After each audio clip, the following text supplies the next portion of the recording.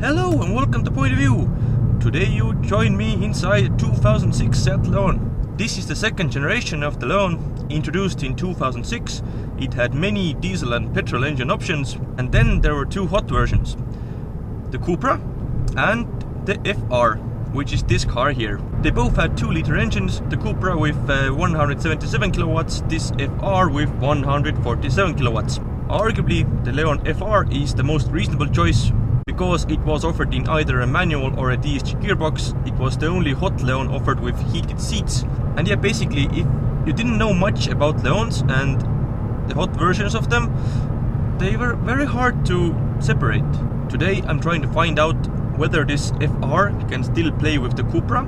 And the second important question, most people don't know, but this engine is the exact same unit offered in the Golf GTI. So can the underdog cut it? Let's find out. When it came out in 2006, it was quite the looker. I personally like the design. I think it's nicer than the Golf. Today, it still looks funky due to the fact that the designers decided to lose the rear door handles. Well, that can't be legal. Anyway, since the designers decided to lose the door handles, it looks like a coupe. It looks sleek and stylish. The FR came with 17-inch alloys as standard.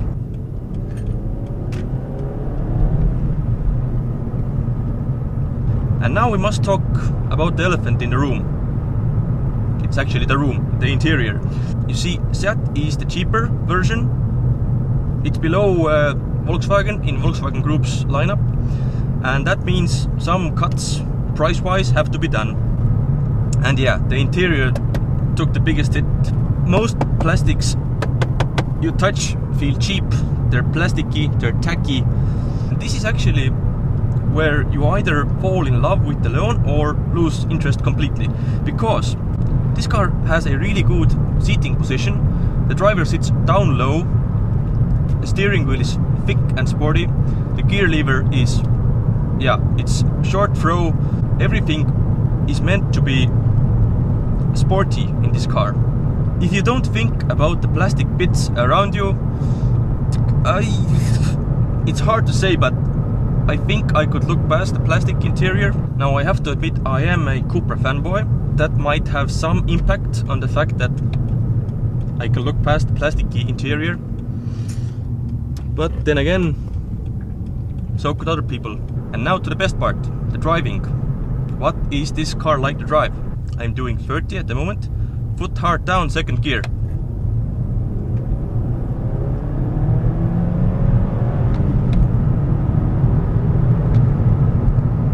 The quoted time of 0 to 100 kilometers an hour is 6.9. With the DSG, with the manual, it's slightly higher, although where I'm sitting, it feels more like 6.5. This car feels fast. This is not chipped or mapped or anything. The sound of this engine and the exhaust, it's quite good actually.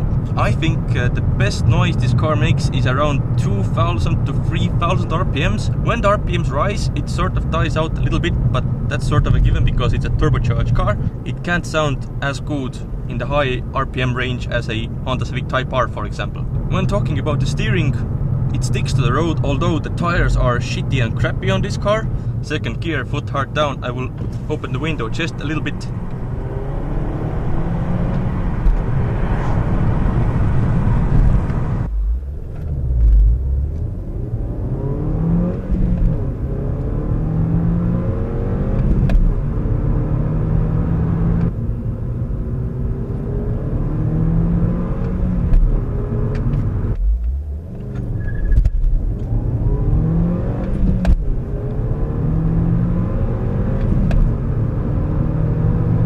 Just listen to the noise this car makes.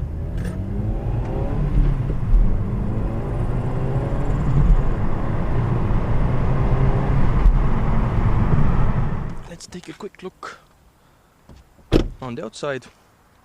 As I mentioned, there are no door handles in the regular place. They are here, quite convenient. Sitting at the back. This is my driving position. Plenty of legroom. No handrest, unfortunately. It's a black interior. The headlining in the Cupra models is also black. I wish it was an option, but unfortunately not. But the seats are comfortable. They're very soft, actually quite supportive even in the back. There are some cup holders and storage spaces. If you look at the interior as a whole, I personally like the design. I wish they made sort of, I don't know, red accents somewhere or made it a bit more interesting, because it's just so black and grey. As you can see, there is no Cupra logo back here, just Leon. Nobody knows this is a fast car. The back boot opens via this hatch. It sticks for some reason, but it's a cool feature. Again, no handle, minimalistic design. As you can see, the boot is quite big for this type of car. It can hold one stupid cap and some boots. Now, sitting at the front, keyless entry wasn't an option back then, so you have to use this key. And it fires right up. More about the interior. You get this big screen. No, it's not a color screen. It's sort of, I don't know, it's either red or orange, I'm not sure. Anyway, it's quite clear to read and you don't need anything else really. Stupid phone.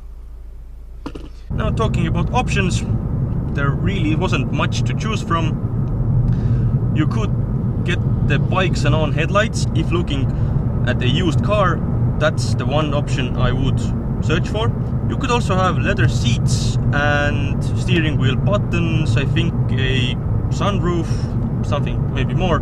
Nevertheless, most of the kit you really want was standard. Cruise control, automated climate control, a good stereo. Really, it's a really good stereo. It has 8 speakers from standard, and in this type of car you really can't ask for more. One key difference between the two hot versions of the Leon: with the Cupra there even wasn't an option to get heated seats. Why? The seats aren't that different. In the FR it was standard. A bit more about the driving feel of this car. It's let down by the sound insulation, and it's quite bad actually. Currently it's running on shitty Chinese tires, I think, but nevertheless, even with Continentals or any other brand that's not made in Korea or China or whatever, there is a lot of road noise and tire noise. So in my mind it's not a big problem, but if you do have, I don't know, longer journeys every day, maybe get the Golf. So fuel consumption, to those who are interested in that sort of thing, maybe just don't buy the FR. I mean, if you get, let's say, below 10 liters to 100 kilometers, just sell the car. You're not using it properly. Truth be told, it can be economical. Around city, 10 is reachable. In the highway, let's say 8 and below. This particular car is roughly 10 years old, a bit more, and it has done 240,000 kilometers. And there's nothing really wrong with it. Of course, time has gone on and newer cars are more powerful and more economical and safer and etc, etc. But for the pure driving feel, not much has changed. If you want a driver's car, you need a manual, and then it's basically all down to the driver. Anyway, in the beginning of the video I stated a question whether this car could play with the Cupra and is it better than the GTI, and I have to say that if you have a grand or two just staying around doing nothing, get the Cupra. It's that much more of a driver's car. It's a bit more sharper, and yeah, the extra power helps. Compared to the Golf GTI, I'm not sure. I think I would go with the FR. There's something with the Leon, there's something with this Spanish company that just feels more special to me. With my money, I think I would buy the Leon FR, and saying that, I would buy the Cupra because it's just a grand more expensive. Anyway guys, this was my review of the Seat Leon FR. As always, if you liked the video, please like, share and subscribe to my channel. There will be new videos coming soon. And yeah, until then guys, bye!